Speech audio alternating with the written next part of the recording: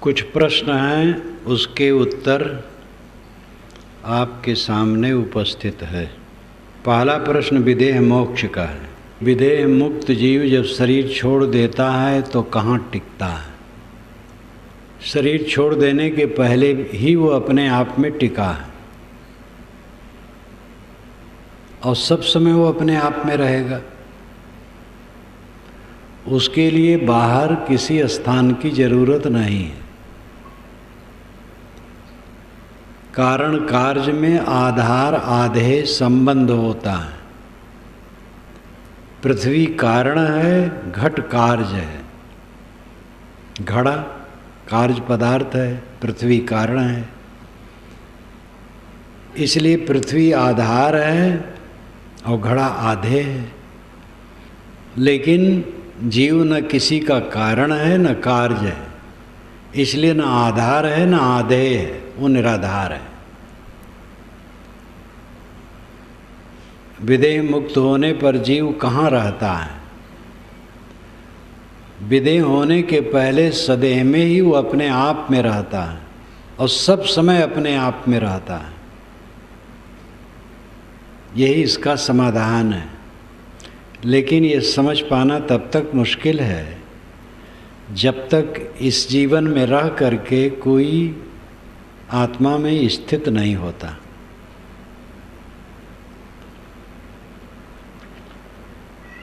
कहीं बाहर नहीं ठहरना है जीव को। मोक्ष के विषय में विभिन्न कल्पनाएं हैं। एक कल्पना है सालोक्य मुक्ति, एक सारूप मुक्ति, एक सायुज्य मुक्ति। एक है कि उसके पास रहने की बात सालोक्य। ईश्वर के लोक में एक लोक है, ईश्वर वहाँ रहता है, उसके लोक में जाके रहे। और सामीप्य है दूसरा कि लोक ही में न रहे कि उसके नगर और लोक में रहे, बल्कि उसके निकट रहे, सामीप्य हो। सालोक सामीप्य। सायुज्य सारूप, उसके रूप वाला हो जाए, फिर सायुज्य उसी में घुल मिल जाए। तो इस प्रकार ये अनेक प्रकार की धारणाएं हैं। ये तो सब धारणाएं बचकानी हैं। लोको कहीं नहीं है, कहीं ईश्वर नहीं बैठा है जिसका कोई रूप हो और वहाँ कोई जाके पहुँच जाए। मोक्ष है छूट जाना। देह में रहते रहते सब आसक्ति मिट जाए और अपने आप में मस्त हो जाए, आत्मलीन। सदैव आत्माराम, आत्मा में निष्ठा। सब कुछ आत्मा के लिए हम चाहते हैं, वो करते हैं। तो आत्मा ही को समझने की जरूरत है। आत्मा स्वसत्ता, अपने आप में जो तृप्त है, अपने आप में जो संतुष्ट है, वो मुक्त है। आज ऐसा है, शरीर छूट जाए चाहे शरीर रहे, सब समय वो अपने आप में तृप्त है। इसकी इतनी ही परिभाषा होगी और कहीं लोकांतर में रहने बसने की बात नहीं। जीवन मुक्त के लिए काम करना है, विदेह मुक्त के लिए कुछ नहीं करना है। जीते जीते ऐसी स्थिति बनाओ, सब कामनाएं छूट जाएं, सारा अहंकार छूट जाए, अपना मन आत्मा में लीन रहे, सदैव आत्म तृप्त रहे, आत्म संतुष्ट रहे। ये खास काम है, ये करना चाहिए। मरने के बाद चिंता करने की जरूरत नहीं कि कहाँ रहेगा। आत्मा क्या है? आत्मा का शाब्दिक अर्थ होता है स्वयं। ये आत्मी लोग हैं, मेरे लोग हैं। तो आत्मा नाम खुद चेतन है, जड़ नहीं है। जो सोचता है, बोलता है, पूछता है, कहता है, वो जड़ नहीं है, चेतन है। आप चेतन हैं चेतन आत्मा है, अवात्मा चेतन है, ज्ञान स्वरूप है। वो इंद्रियों और मन द्वारा संसार को जानता है, जान करके मानता है, मान करके मनन करता है, और उसमें अनुकूल मानता है, प्रतिकूल मानता है, राग मानता है, द्वेष मानता है, फिर प्रपंच शुरू हो जाता है। जो कुछ देखे सुने उसमें राग द्वेष न माने, राग द्वेष न मान करके अपने आप में तटस्थ रहे, आरूढ़, निष्प्रेय, ये उसकी साधना। आत्मा का अर्थ है स्वयं, मैं। वो चेतन है, वो अमर इसलिए है क्योंकि वो जड़ से नहीं बना है, मिट्टी पानी आग हवा से नहीं बना है, ऑक्सीजन हाइड्रोजन नाइट्रोजन से नहीं बना है। वैज्ञानिक भी मानते हैं कि जड़ तत्वों में चेतना नहीं है। 2 वैज्ञानिकों से मेरा संपर्क हुआ है। एक बिहार के थे, वे देहरादून में सेवारत थे, जा रहे थे। फैजाबाद में हमारा रिजर्वेशन था। जब डब्बे में पहुँचे तो मेरी ही बर्थ पर वह बैठे थे, सामान नीचे रखे थे, बातचीत हुई। और दूसरे यही प्रतापगढ़ के थे, ये और ऊंचे स्तर के थे, बॉम्बे से भोपाल आए थे, वहाँ मिले थे। दोनों ने बातचीत के दरमियान में कहा था कि जड़ तत्वों में चेतना का कोई लक्षण नहीं। तो मैंने कहा चेतना एक गुण है, गुण द्रव्य में रहता है।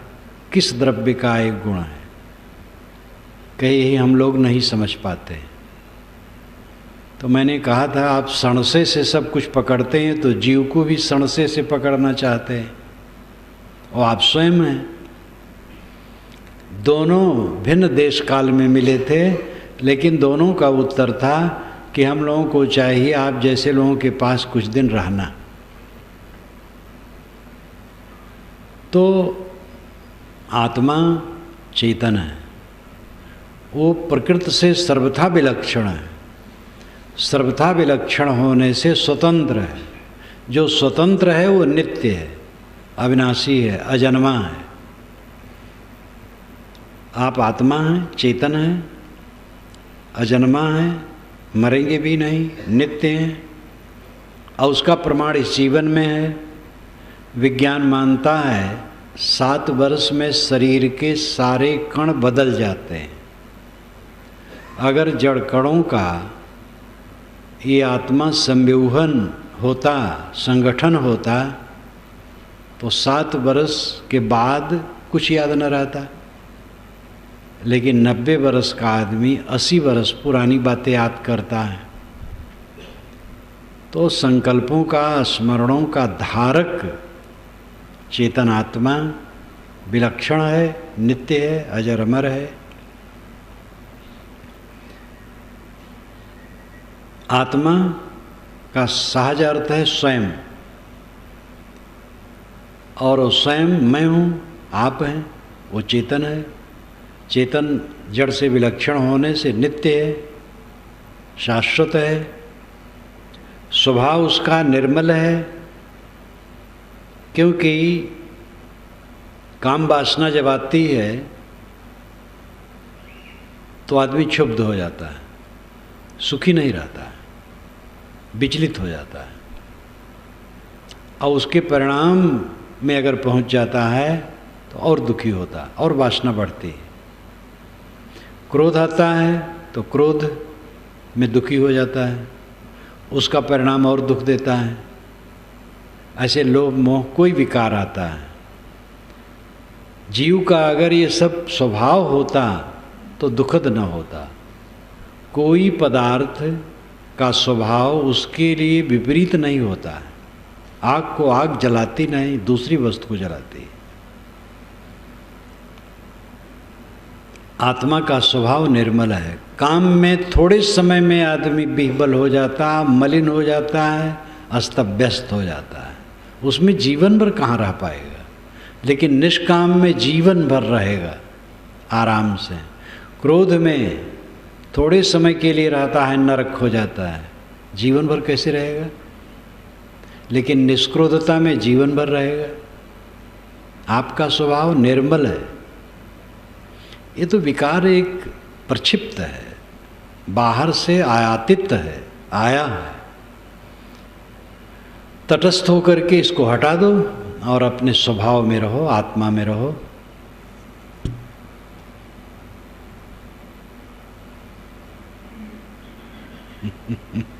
क्या किन्हीं महापुरुष का जन्म दिवस विशेष उल्लास के साथ मनाना उचित है अथवा नहीं? यदि वह महापुरुष धार्मिक क्षेत्र से संबंध रखते हो, उनकी शिष्य शाखा हो, तो क्या उन महापुरुष को अपना जन्म दिवस मनाने पर ऐतराज होना चाहिए? कृपया सकारात्मक समाधान करें। हमें और डांट दिया गया है कि देखो ऐसे न करना, ठीक से कहना।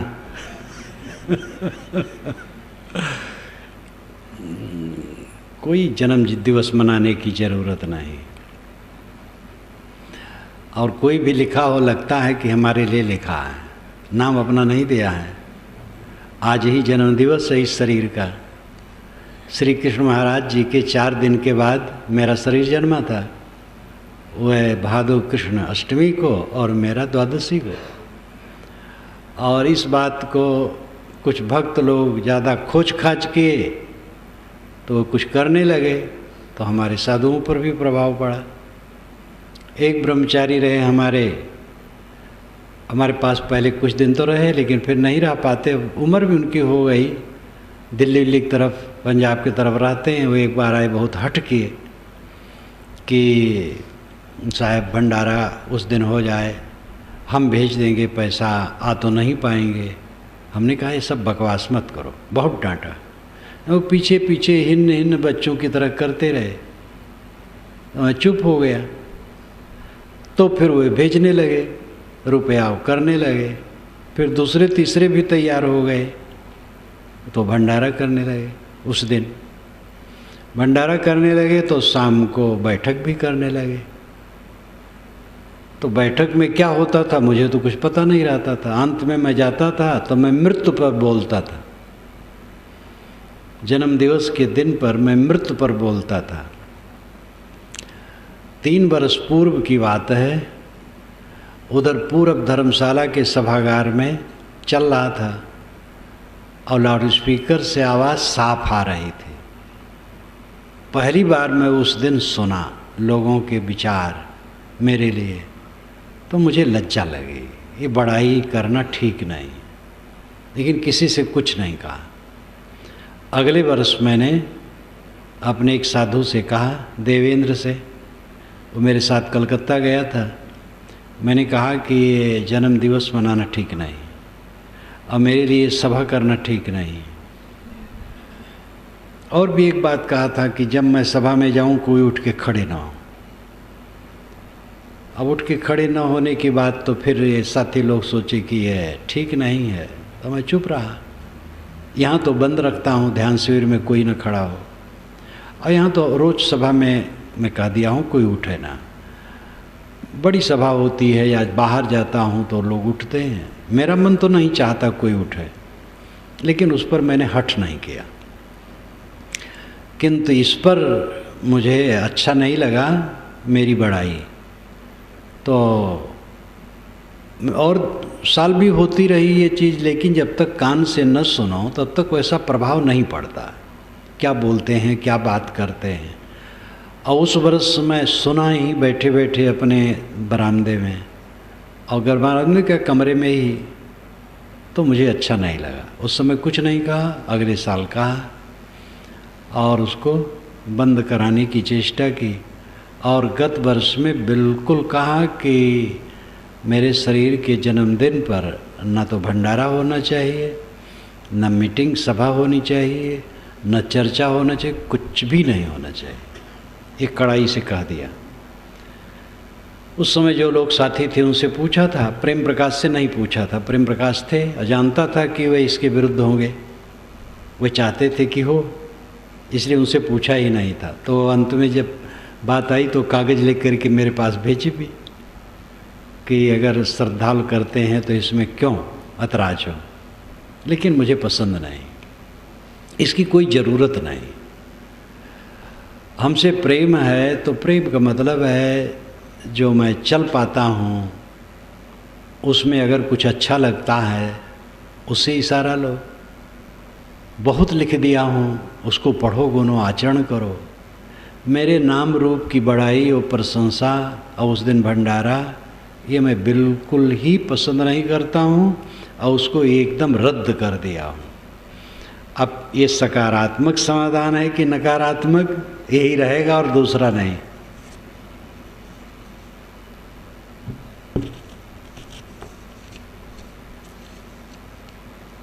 ज्ञान चौतीसा में नन्ना अधूरा पूरा अन्य ग्रंथों में मैंने 2 लाइन साखी पढ़ी है। वो पढ़े होंगे, कोई जोड़ दिया होगा, लेकिन बीजक में यही है, कोई बीच में जोड़ दे गलत है। चौथा वो नामह जाई, राम का गद्दा होए कर खाई। नामह नाम शून्य में जाता है, वो ईश्वर की लादी लादता है, समझता नहीं है। तो जैसे पाठ है वही ठीक है हम लोगों का। गृहस्थ जीवन मुक्त हो सकता है या नहीं? न गृहस्थ जीवन मुक्त हो सकता है, न साधु जीवन मुक्त हो सकता है। जो मोह नहीं छोड़ेगा कोई नहीं हो सकता, और जो मोह छोड़ देगा कोई भी हो सकता है।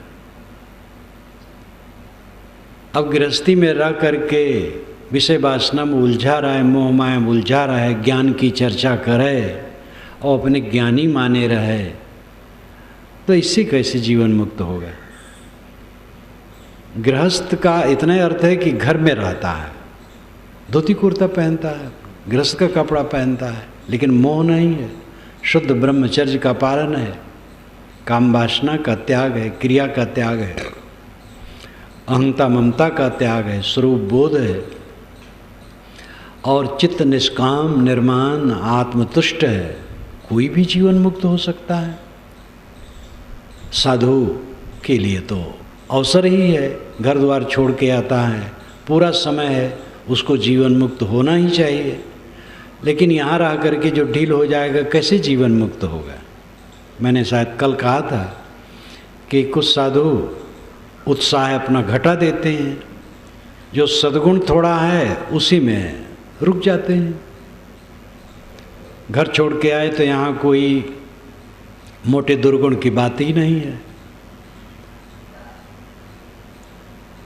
इस सामान्य सद्गुण में ही अपने को संतुष्ट मान लेते हैं, और विरह, लगन, साधना, वैराग की तीव्रता ये नहीं करते हैं, तो उनके अंदर की समस्त आसक्ति नहीं मिटेगी। सच्ची समझ संशय रहित पारख निजे दुर्गुण रहे। श्री विशाल साहेब ने भयान में कहा है, सच्ची समझ, समझ सच्ची, पारख निजे, निस्वरूप का बोध है, संशय रहित चित्त है, लेकिन दुर्गुण रहे, अपने में दुर्गुण रहता है। समझ तो सच्ची हो गई, संशय रहित बोध हो गया, लेकिन पुराने संस्कारों के जो दोष हैं वो अभी काटे नहीं गए हैं पूरे, तो वो काटना पड़ेगा, तब कल्याण होगा।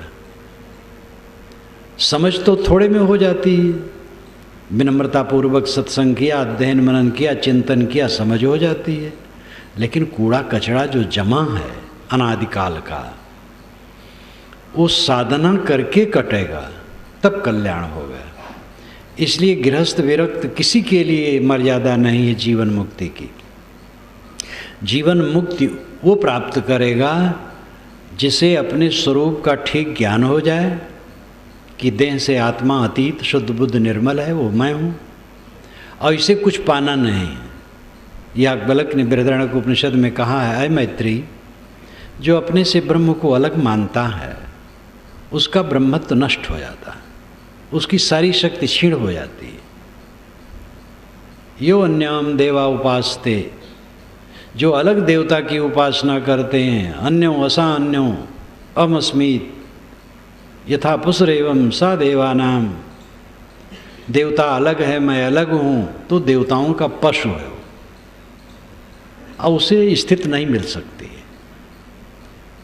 इतने काल के पुराने ऋषियों ने कितना साफ कहा है, आपका ब्रह्मत्व, आपका शिवत्व, आपका देवत्व आप में है। जो अपने स्वरूप को ठीक से समझ लेगा, सारा मोह छोड़ देगा, सारी आसक्ति छोड़ देगा, वो जीवन मुक्त कहीं भी कोई भी हो जाएगा। गृहस्थ हो, विरक्त हो, स्त्री हो, पुरुष हो, कोई भी हो, आसक्ति छोड़ने, बोध होने और आसक्ति छोड़ने की जरूरत है। संसार में पारस हंस ना भी कस्तूरी है, या संतों का लिया आधार। पारस तो काल्पनिक है, पारस पत्थर कहीं नहीं। हंस पक्षी होता है, सुनता हूँ, सफ़ेद मानसरोवर में रहता है। हंस हो सकता है, पक्षी हो, लेकिन दूध और पानी अलग करता है कि नहीं ये पता नहीं। कहावत है कि दूध पानी एक में मिला के रख दो तो हंस चोंच मारेगा, पानी ले लेगा, दूध छोड़ देगा। ऐसा भी हो सकता है कि उसके चोंच में खटास हो और उसमें मारे वो पानी छेना, दूध छेना बन जाए और खा ले, वो पानी छोड़ दे। जैसे ऊँट के मुख में वो कांटा चरता है, बबूल, बैर, जब वो मुँह से पकड़ता है तो उसके भाप से वो कांटा कोमल हो जाता है तुरंत। ऐसे खटास हो सकता है, इसका मुझे अनुभव नहीं। हंस पक्षी हो सकता है, नाभि कस्तूरी ये तो होता है। कुछ प्रकार के मृग होते हैं जिनकी नाभि में कस्तूरी होती है, बहुत तीव्र सुगंधी होती है, ये होता है।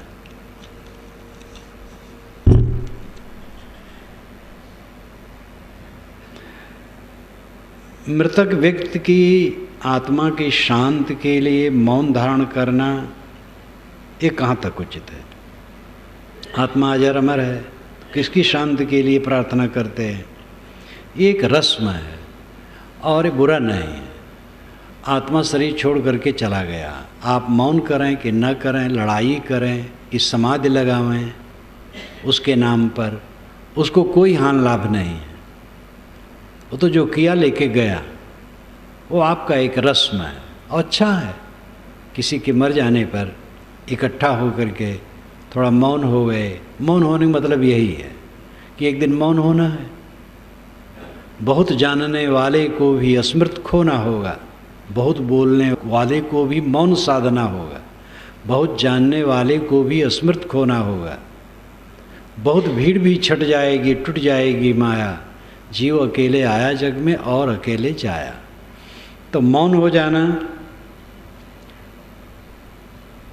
क्योंकि आत्मा शरीर छोड़ करके गया, मौन हो गया। हम भी थोड़ा मौन हो जाएं, याद करें अपना भी मरना है। तो एक सिस्टम है, अच्छा है, सुसंस्कार है। उस आत्मा के लिए उसमें कोई हानि लाभ नहीं। किसी के मर जाने पर आप यज्ञ भंडारा करें, दान दें, कुछ करें, तो उसको कुछ मिलने वाला नहीं है, वो आपकी सभ्यता है। अब इसमें जो कर्मकांड के रूप में है वो दुखद है। गरीब हैं बेचारे, अब उनको कुछ नहीं है तो खेत बेच रहे हैं, बैल बेच रहे हैं इस करने के लिए, ये ठीक नहीं है। मर जाए आदमी तो उसका धन खा जाना ठीक नहीं है, कुछ परोपकार में लगाना चाहिए। मृत व्यक्ति के संचित धन का कुछ हिस्सा लोक मंगल के काम में लगाना चाहिए, यही श्राद्ध है। और वो ऐच्छिक होना चाहिए। रस्म कर दिए कि जिससे कि लोग करते रहें, तो रस्म में जाति भी हो गई। धन नहीं है और परेशान हो रहे हैं, इसलिए मृत भोज तो विवेकवान पसंद नहीं करते। अब दूसरा पक्ष है, संत का शरीर छूटता है तो उसको मृत भोज नहीं कहते हैं, किंतु स्वाभाविक श्रद्धा लोगों की रहती इकट्ठा होने की, इकट्ठा होते हैं और ज्ञान की चर्चा सुनते हैं। भोज तो एक मजबूरी है, खाना पीना पड़ता है बस। लेकिन और ढंग से कर्मकांड रूप में उसमें विवशता होती है, और विवश होकर के करना अब जिसको नहीं है वो भी परेशान होता है। तो इसलिए आजकल विचारक लोग तो ये महसूस करते हैं कि मृत भोज उचित नहीं है। एक तो वैसे किसी घर का आदमी मर गया और उस पर बोझा डाला जाए समाज द्वारा, इतने दिन खिलाओ। खाली ब्राह्मण की बात नहीं है, ब्राह्मण को खिलाने वाले तो थोड़े लोग हैं। मैंने सामान्य लोगों में मृत भोज देखा है, 2 रोटी 3 रोटी, जहाँ शरीर जन्मा है। ऐसे वर्ग के लोग जो मजदूर परिवार के लोग होते थे, तो जब मर जाए तो साहब कहें 2 रोटी देना है। 2 रोटी मतलब 2 टाइम खिलाना है, 3 रोटी देना है, 3 टाइम खिलाना है, पूरे बिरादरी को खिलाना। और उसमें ब्राह्मण को 1 कौड़ी भी नहीं मिलता था। यही नहीं कि ब्राह्मणे सब दोषी हैं और वो ब्राह्मणे चूस रहे हैं, वो सामाजिक खराब रस्म कहीं भी चूसता है। अब ऐसे लोगों को जो बेचारे कहते थे उनको जानता था कि मजदूरी करते हैं वो खाते हैं, मजदूरी न मिले तो खाने का भी ठिकाना नहीं। और किसी के मर जाने पर उनको भात देना पड़ता, उसको रोटी कहते हैं। 2 रोटी 2 टाइम खिलाएं। अब 100 जने हैं, 150 जने हैं, कितना कमर तोड़ है। तो ये मृत भोज विचारवान पसंद नहीं करते हैं। स्वतंत्रता से होना चाहिए, मर जाने वाले व्यक्ति का सब धन खा न जाए, उससे लोक मंगल में कुछ, जनहित में कुछ लगावे, ये श्राद्ध है। कहते हैं कलयुग में एक बार सच्चे मन से ईश्वर का नाम ले तो पिछले सारे पाप धुल जाते हैं। ये सब प्रपंच है, ये प्रपंच करके ऐसा कर दिया गया है कि और पाप को बढ़ाने का तरीका बना दिया गया है। चाहे जितना पाप करो धुल जाएगा। यहाँ तक लिख डाला गया है कि दिन भर का पाप शाम के जप से ख़त्म और रात भर का पाप सुबह के जप से ख़त्म। तो ये जप से सारा पाप काटने की बात का प्रचार करके नुकसान किया गया। जप ठीक है, कोई नाम कोई मंत्र का जप सब ठीक है, वेद मंत्र ही सही है, कुरान मंत्र बाइबिल मंत्र नहीं सही, ये बात नहीं। कुरान मंत्र हो, बाइबिल का मंत्र हो, वेद का मंत्र हो, और भी कहीं का मंत्र हो, जिसको जो मानता हो ऐसा मंत्र हो, ऐसा पवित्र नाम हो, उसको जपना अच्छा है। अपने मन में थोड़ी पवित्रता आती है, संतोष आता है। लेकिन ये कहना कि जो पाप करो जपोगे तो कट जाएगा, तो धोखा है। फिर उसी बहाने तो और पाप लोग करना शुरू कर देंगे। पाप वो कटेगा नहीं, फल पाना है, इसलिए पाप करो मत और नाम जपो, मंत्र जपो, जिसको जो प्रिय हो जप सकता है।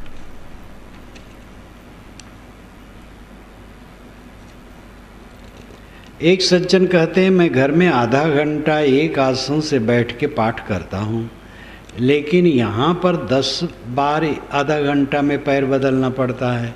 इसका कारण क्या है? अब इसका कारण वही जाने, हम क्या जाने। आत्मा अनेक है और ये भी कहा जाता है कि आत्मा ही परमात्मा है। हम ये पढ़ते सुनते आए हैं कि ईश्वर एक है, तो आत्मा के अनेक होने से ईश्वर भी अनेक होना चाहिए। कृपा करके शंका समाधान करें। बढ़िया प्रश्न है। आत्मा ही परमात्मा है। कबीर साहब की तो घोषणा ही है, उपनिषदें जोर दे के यही कहती है। अभी मैंने याज्ञवल्क्य का प्रमाण दिया। याज्ञवल्क्य ने तो यहाँ तक कहा है बृहदारण्यक उपनिषद में कि जो देवताओं की उपासना करता है वो देवताओं का पशु है। एक एक आदमी की सेवा कई जानवर करते हैं। पहले जानवर ही धन रहा, पशु ही धन रहा। एक परिवार है, 10 लोग उसमें हैं और 1000 गायें हैं।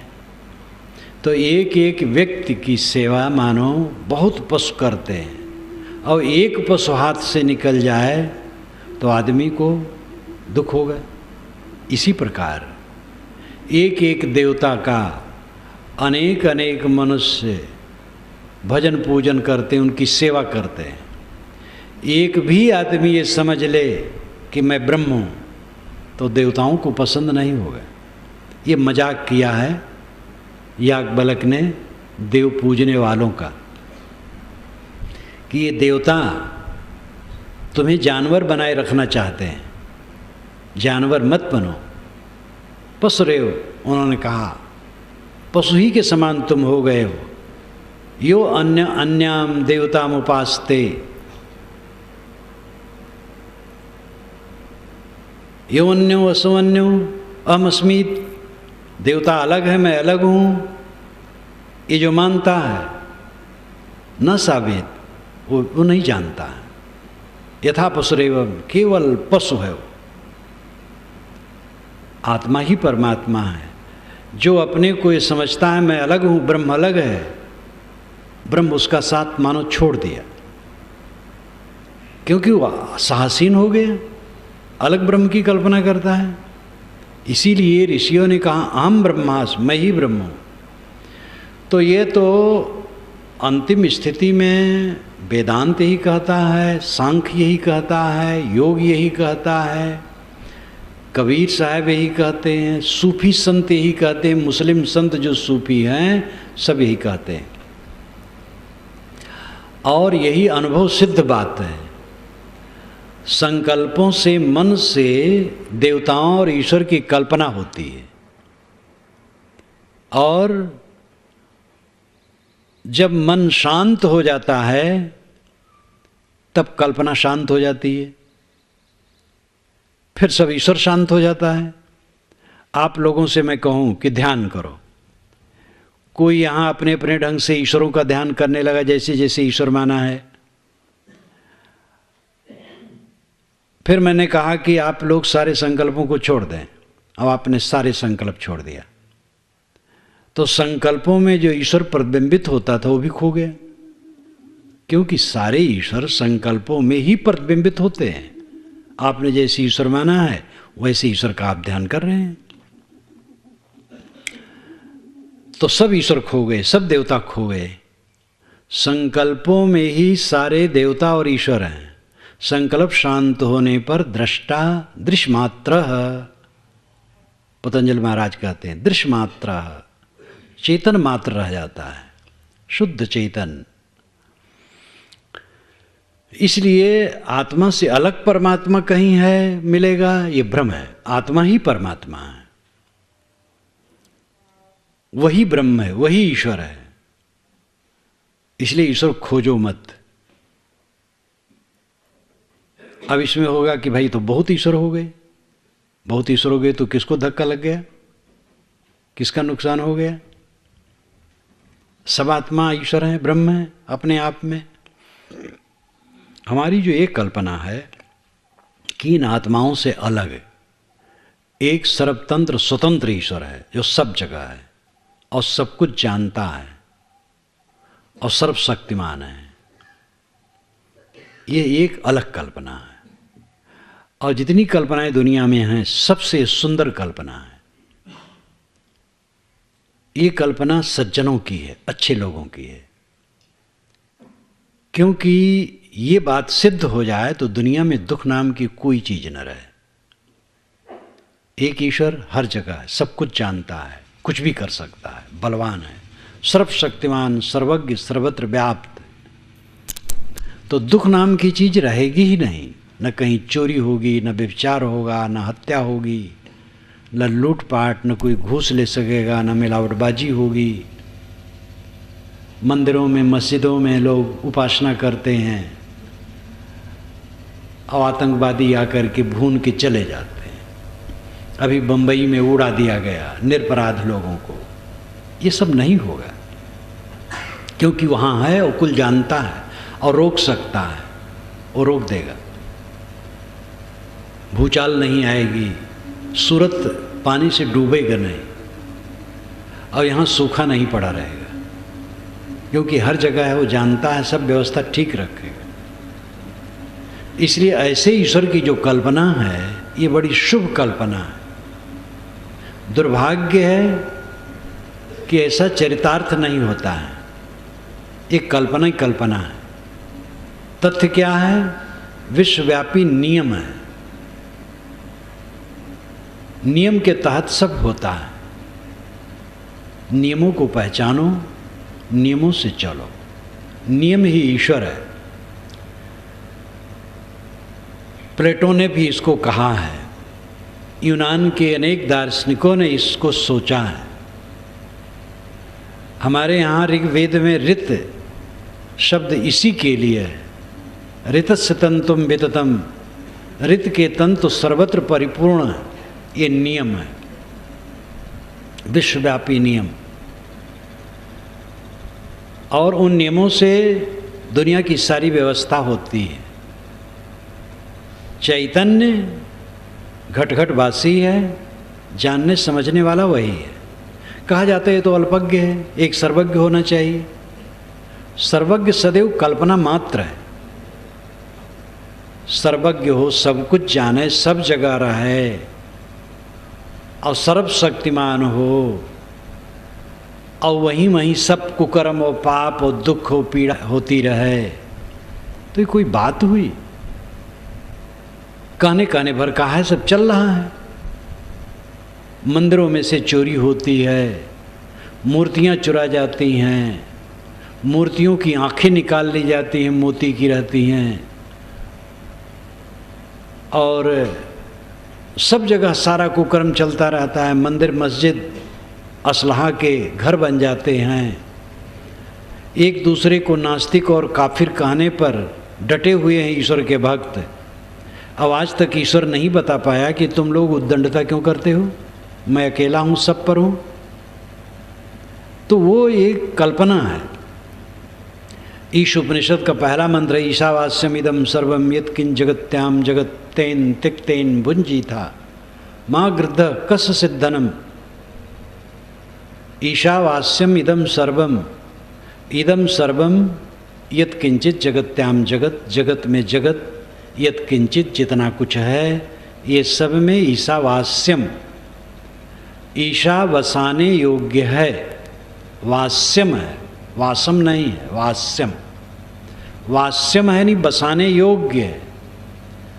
अर्थ यह है कि ये पूरी दुनिया में ईश्वर बसाने योग्य, मान लेना चाहिए ईश्वर है, और ये मान लेना चाहिए उसी का है, मेरा नहीं है। तेन तिक्तेन भुंजी था, दुनिया की वस्तुओं का त्याग पूर्वक उपभोग करना चाहिए। कमाओ, जो अपनी कमाई में मिले या किसी ने प्रेम से दिया हो, उसका उपयोग करो और त्याग पूर्वक करो, ज़्यादा न करो, थोड़े में गुजर कर लो, बाकी दूसरे के लिए छोड़ दो। तेन तिक्तेन भुंजीता, त्याग पूर्वक उसका उपभोग करो। माँ गृद्ध, लोभ न करो। कस सिद्धनम, धन किसका है? तो इसमें एक सुंदर उपदेश है, और ऋषि बहुत वैज्ञानिक विचार रखता है। वास्यम, बसा लेना चाहिए, मान लेना चाहिए कि ईश्वर है, और उस वही मालिक है, उसी का सब है, मेरा कुछ नहीं, मैं केवल शरीर गुजर लूँगा बस। एक भक्ति भावना रख करके सुंदर उपदेश है।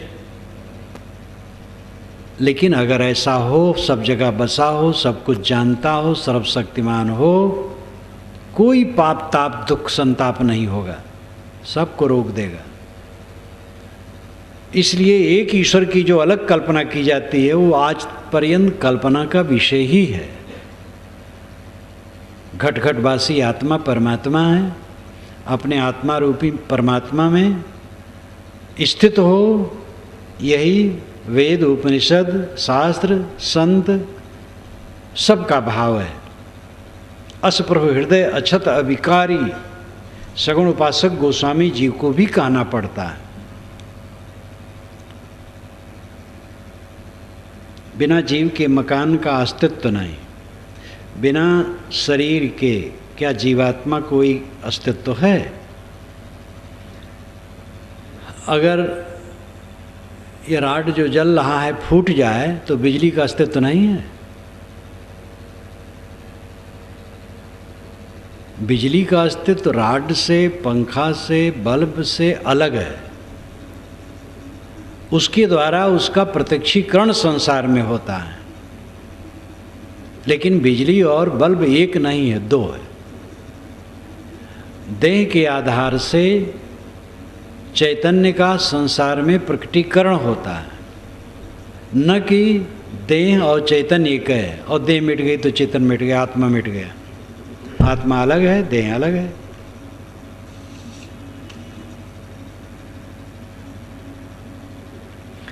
अपने नित्य होने वाले व्यवहार को सद्गुरु के सामने स्वीकार करके और सुधारने की चेष्टा करना, ये मुझे अच्छा लगता है। लेकिन क्या ऐसा करना ठीक है? कोई भी इंसान है, मनुष्य गलती हो जाती है छोटी बड़ी, तो उसको स्वयं स्वीकारे और ग्लान करके छोड़े। कोई ऐसी गलती जो छूट नहीं रही है तो अपने बड़े के सामने स्वीकार करके छोड़ने में सरलता रहती है। गुरु हैं, माता हैं, पिता हैं, बड़े भाई हैं, कोई बुजुर्ग है, समझदार है, पूज्य है, उसके सामने जो गंभीर है उसके सामने रख करके अपने दोषों को छोड़ने की प्रतिज्ञा की जाए तो अच्छा है। और तनिक तनिक बात में त्रुटि हुई तो हर समय गुरु से क्षमा मांगते रहो, अपने बड़ों से क्षमा मांगते रहो, उसको कोई मतलब नहीं। समझो, सुधारो अपने अंदर में, बारंबार इसको प्रकट करने की आवश्यकता नहीं। दीनता, नम्रता, विनम्रता में क्या अंतर है? एक ही बात है, अपने को झुका देना, अहंकार छोड़ देना। स्वाभिमान, अभिमान, अहंकार में क्या अंतर है? स्वाभिमान में यह है कि अगर हम गलत करेंगे तो लोग हमें क्या कहेंगे, इसलिए गलत से बचना और अच्छे रास्ते पर रहना। स्वाभिमानी आदमी ये नहीं चाहता है कि कोई उसकी त्रुटि कहे, क्योंकि वो त्रुटि करना नहीं चाहता है।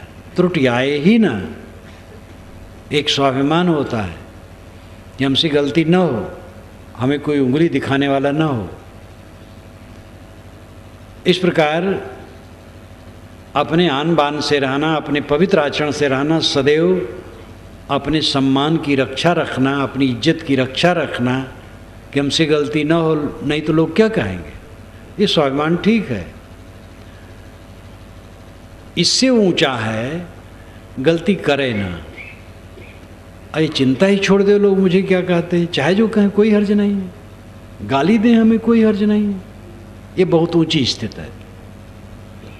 सारा अहंकार ममकार मर जाता है तो वैसी स्थिति आती है।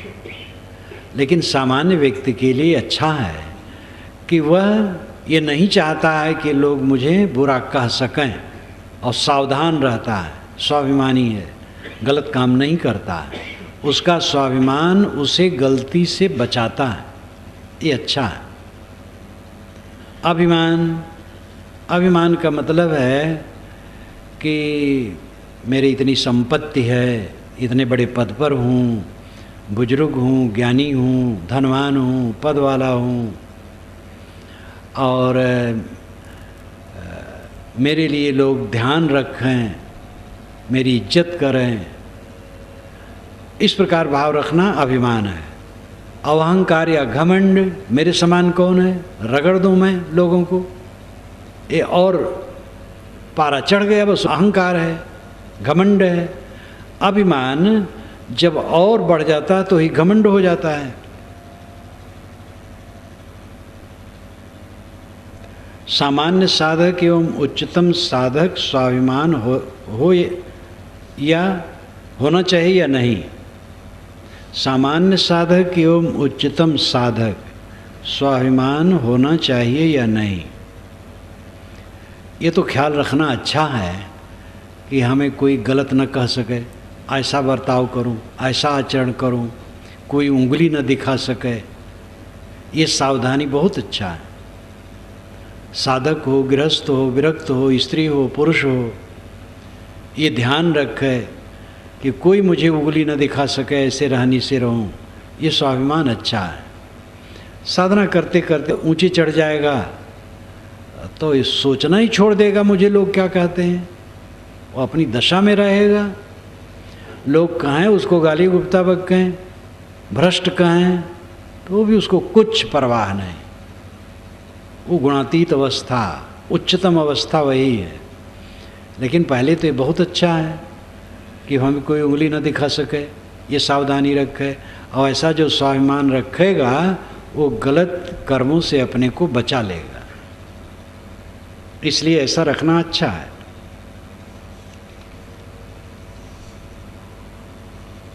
कुल मिलाकर के आत्म सुधार ही जीवन का लक्ष्य है, अपने आप का सुधार। आत्म सुधार का अर्थ है मनवाणी कर्मों का सुधार। आत्मा तो निर्मल है ही है, आत्मा में कोई विकार है ही नहीं। विकार आता है मन में, वाणी में और इंद्रियों के बर्ताव में। आत्मा शुद्ध चेतन को कहते हैं, और आत्मा देह को भी कहते हैं, इंद्रिय को भी कहते हैं, मन को भी कहते हैं, और स्थान भेद से इनको भी आत्मा कहते हैं। गीता में आत्मनिग्रह आया है, तो यहाँ आत्मा का अर्थ है इंद्रियां, इंद्रियों का विनिग्रह, इंद्रियों का संयमन। आत्मन्य आत्मना तुष्टः, यहाँ आत्मा का अर्थ है आत्मा, आत्मा द्वारा आत्मा में ही संतुष्ट। अब आत्मनिग्रह अर्थ है इंद्रियों का संयम। तो स्थान भेद से आत्मा का अर्थ देह भी होता है, इंद्रियां भी, मन भी, लेकिन आत्मा का शुद्ध अर्थ है शुद्ध चेतन। तो पारमार्थिक दृष्टि से शुद्ध चेतन स्वस्वरूप ही आत्मा है, और व्यवहारिक दृष्टि से पूरा अपना व्यक्तित्व आत्मा है। और आत्म सुधार का अर्थ वहाँ यही होता है कि मन वाणी इंद्रियों का सुधार। मन निर्मल रखें, वाणी निर्मल रखें, कर्म निर्मल रखें, ये आत्म सुधार है। आत्मविश्लेषण, आत्मविश्लेषण का एक अर्थ होता है कि अपने आत्मा को जड़ से अलग समझने पर सोचना, और एक होता है कि हमारे में क्या त्रुटियां हैं, कितनी त्रुटियां खत्म हुई, कितनी त्रुटियां अवशेष हैं। किसी बात में भी, खाने पीने, रुपए पैसे, कपड़े लत्ते, लेन देन, व्यवहार, बर्ताव, सब में कितनी कमजोरियां अभी हैं और कितनी कमजोरियां मिटी, ये आत्मविश्लेषण है।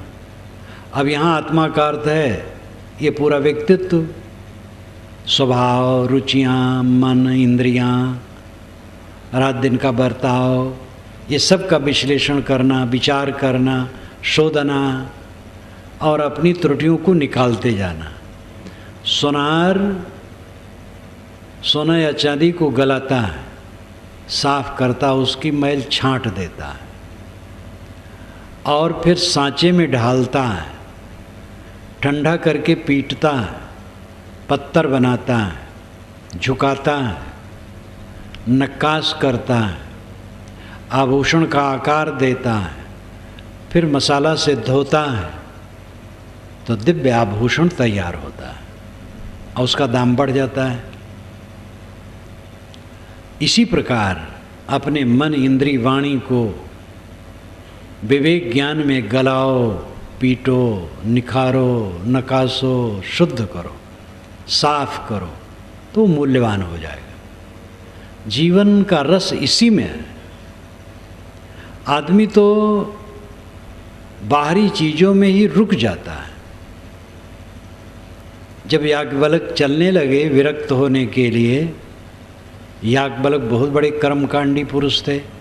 शतपथ ब्राह्मण 100 अध्यायों का उन्हीं का रचना माना जाता है। और उसी के आखिर में बृहदारण्यक उपनिषद है जो उनका ज्ञान का कांड है, ज्ञान से भरा है वो। 2 पत्नियां थीं उनके, बड़े बड़े राजे रजवाड़ों का यज्ञ करवाते थे, खूब धन मिलता था।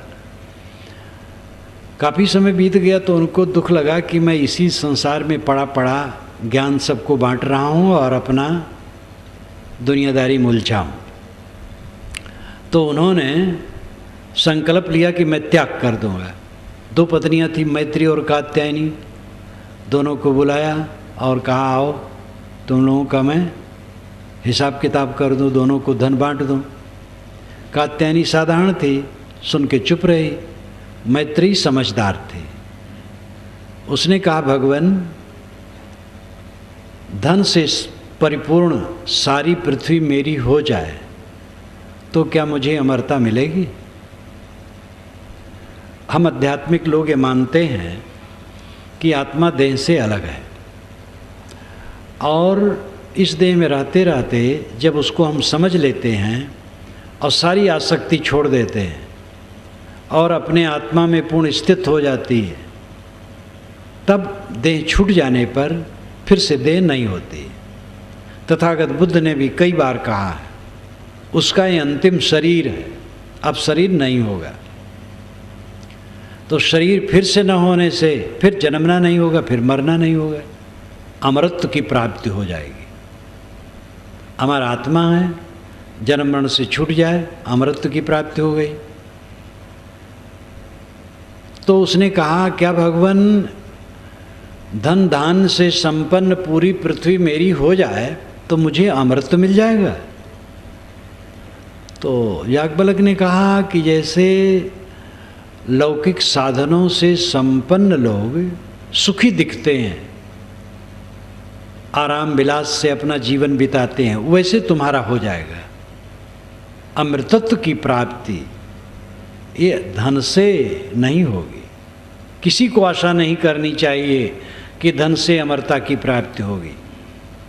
तब उसने कहा यस्याम नामृतास्याम किमाम तेन कुर्याम, जिससे मुझे अमृतत्व की प्राप्ति ना हो उसको लेकर के मैं क्या करूँगी? तो आप जिसके लिए जा रहे हैं वो मुझे बताइए। तब याज्ञवल्क्य ने कहा कि मैत्री, पति के लिए पति को पत्नी नहीं चाहती, आत्मा के लिए चाहती, अपने लिए चाहती। पत्नी के लिए पत्नी को पति नहीं चाहता, आत्मा के लिए अपने लिए चाहता है।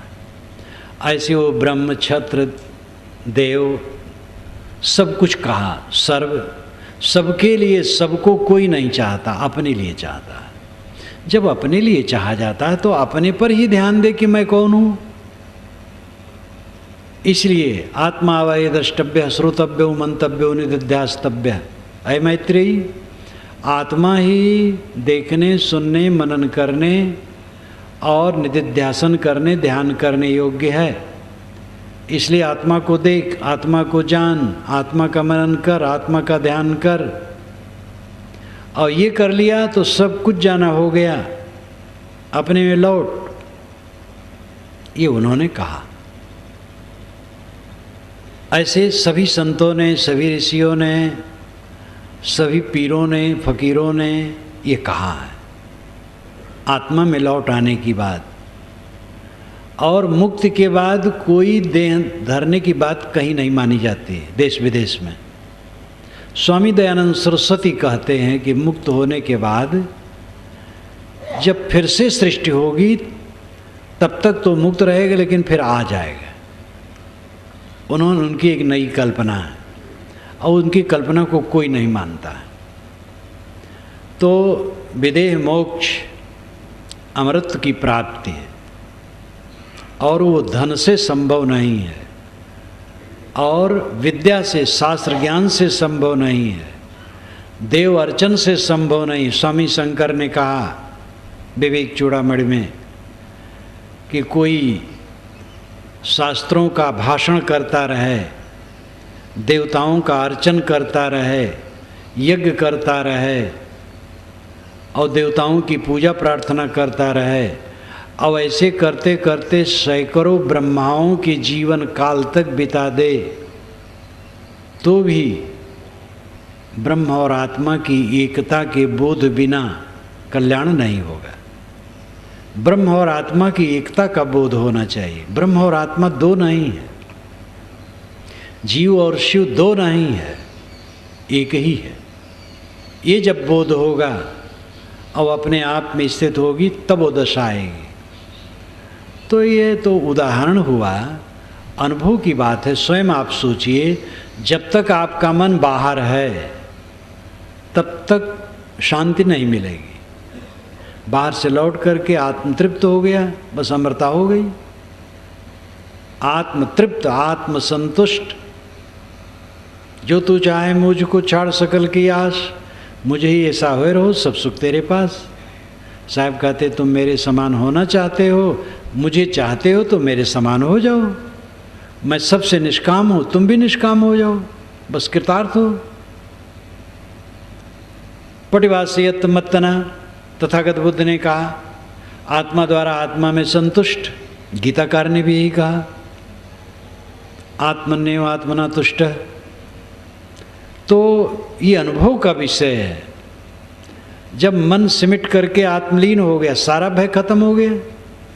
अब ये शरीर कहीं लुढ़क जाए, यात्रा में हो, बिस्तर पर हो, ट्रेन में हो, वायुयान में हो, बस में हो, धक्का में हो, एकांत में हो, लेटे लेटे हो, दौड़ते दौड़ते हो, कहीं भी मिट्टी का लौंदा टूट जाए क्या नुकसान है?